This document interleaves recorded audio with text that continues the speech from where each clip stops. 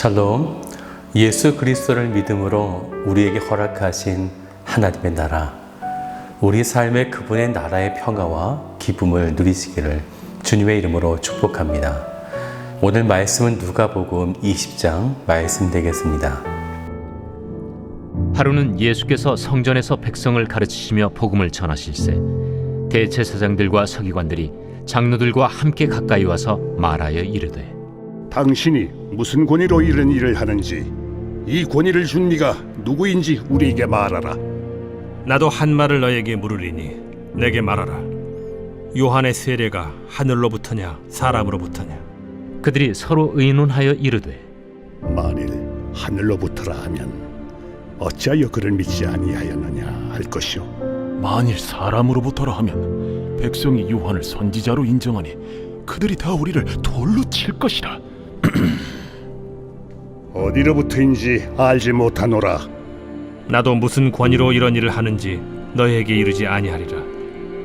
그가 또 이 비유로 백성에게 말씀하시기 시작하시니라.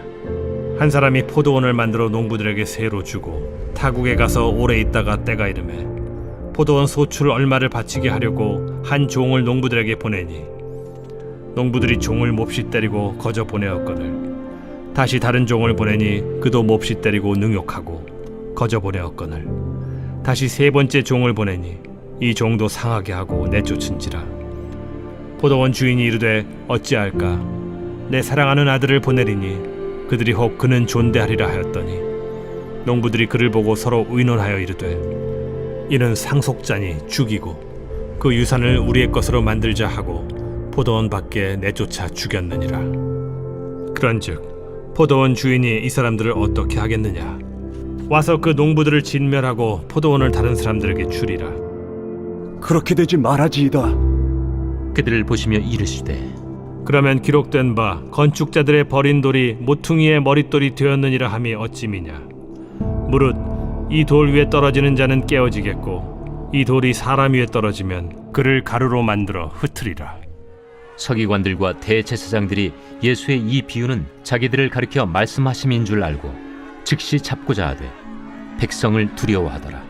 이에 그들이 엿보다가 예수를 총독의 다스림과 권세 아래에 넘기려 하여 정탐들을 보내어 그들로 스스로 의인인 체하며 예수의 말을 책잡게 하니, 그들이 물어 이르되, 선생님이여, 우리가 아노니 당신은 바로 말씀하시고 가르치시며 사람을 외모로 취하지 아니하시고 오직 진리로서 하나님의 도를 가르치시나이다.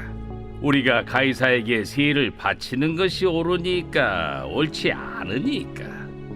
예수께서 그 간계를 아시고 이르시되, 데나리온 하나를 내게 보이라. 누구의 형상과 글이 여기 있느냐?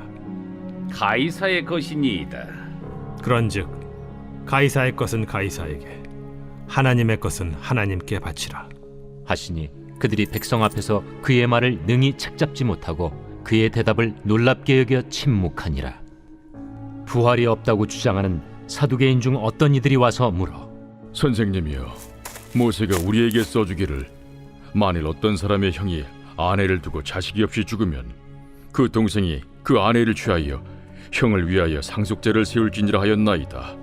그런데 칠형제가 있었는데 마지가 아내를 취하였다가 자식이 없이 죽고 그 둘째와 셋째가 그를 취하고 일곱이 다 그와 같이 자식이 없이 죽고 그 후에 여자도 죽었나이다. 일곱이 다 그를 아내로 취하였으니 부활 때 그 중에 누구의 아내가 되리이까? 이 세상의 자녀들은 장가도 가고 시집도 가되 저 세상과 및 죽은 자 가운데서 부활함을 얻기에 합당히 여김을 받은 자들은 장가가고 시집가는 일이 없으며 그들은 다시 죽을 수도 없나니 이는 천사와 동등이요 부활의 자녀로서 하나님의 자녀임이라.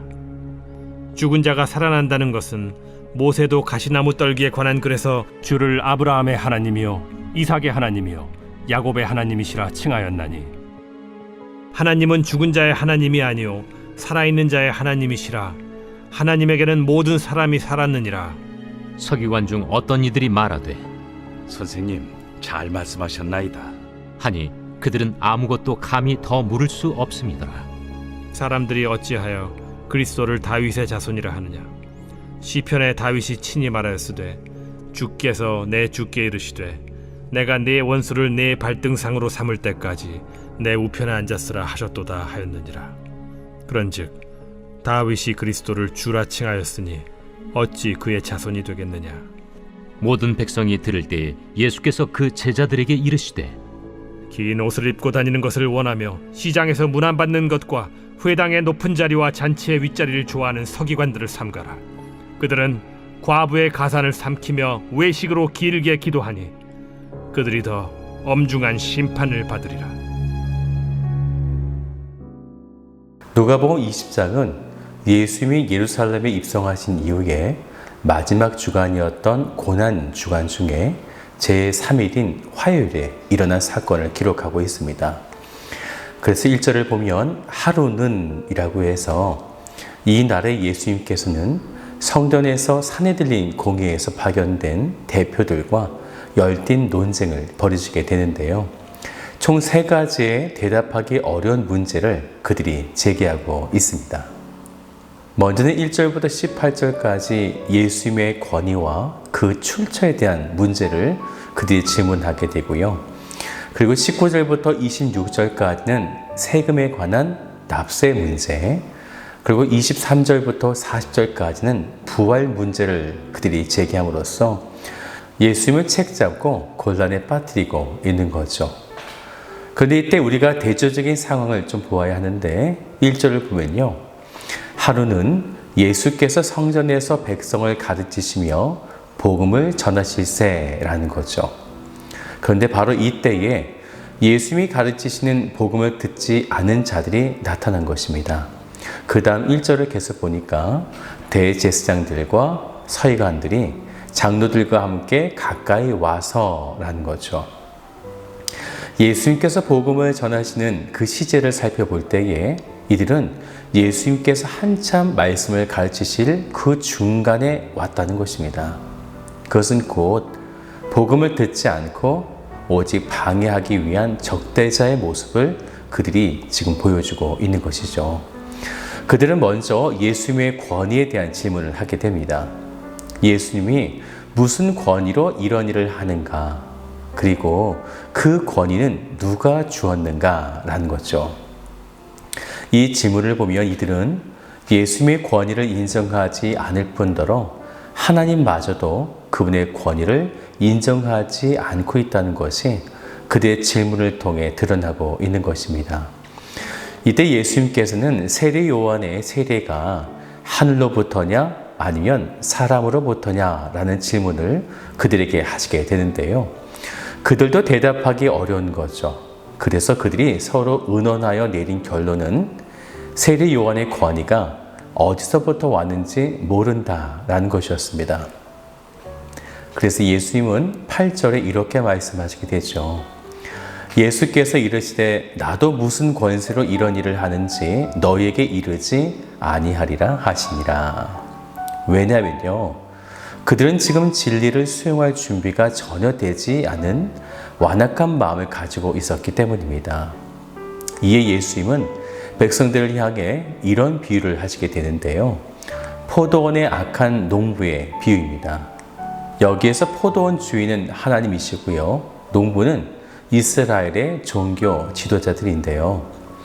주인이 한 포도원 밭을 만들어서 그 농부들에게 새로 주고 타국에 가신 것입니다.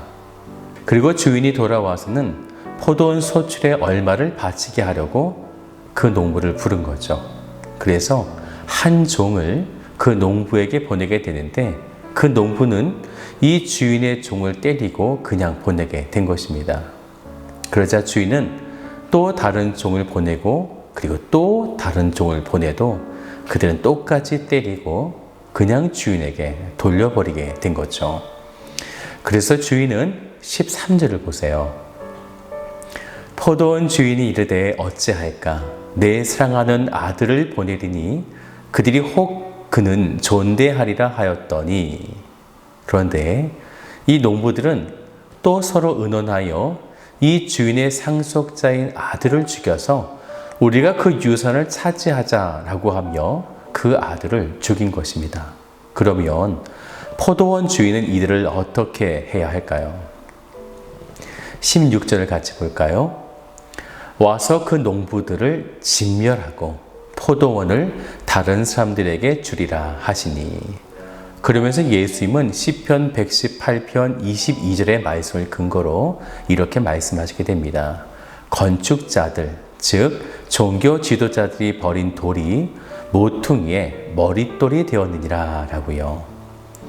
예수님이 건축할 때 필요 없다 하여 그들이 버렸지만 예수님은 교회의 기초가 되셨다라는 것입니다. 이제 두 번째 질문은 세금에 관한 질문이었는데요. 중요한 것은 어떤 질문을 하던 이 질문과 대답에 사실 그들은 관심이 없었다는 것입니다. 그들은 20절을 보세요.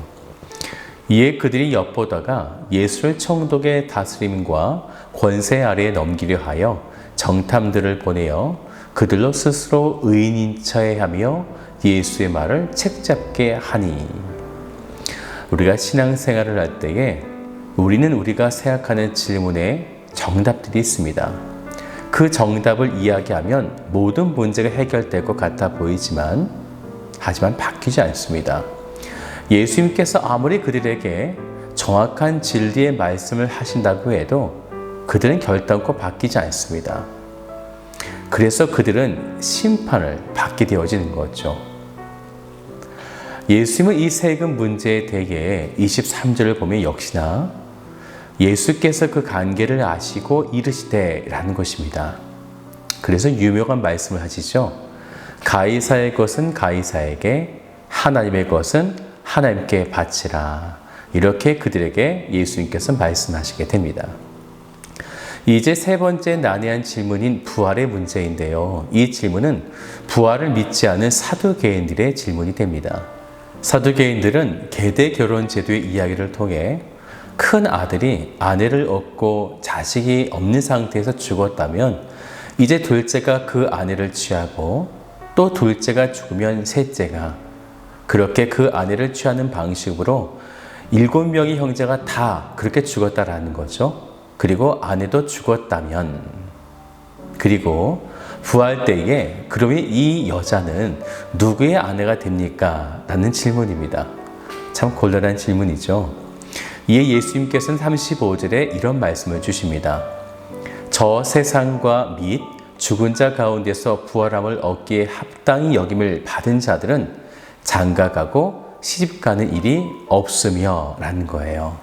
저 하나님의 나라는 이제 영원하신 하나님과 함께하고 또한 신랑 대신 예수 그리스도와 결혼하기 때문에 이러한 인간적인 어떠한 육체적인 결합들이 일어나지 않는다라는 거죠.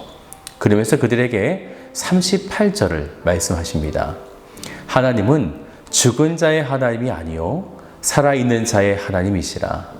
하나님에게는 모든 사람이 살았느니라 하시니. 부활은 단순히 생물학적인 연장이 아닙니다. 부활은 새 창조의 생명을 부여하시는 것이죠. 하지만 사두개인들은 단지 생명의 연장으로서만 이 부활을 생각하고 있었던 것입니다. 사랑하는 여러분, 이들의 질문을 예수님께서 대답하시지만 결단코 그들은 믿고 회개하지 않습니다. 그래서 예수님은 제자들에게 이렇게 말씀하시는 거죠. 46절을 보세요.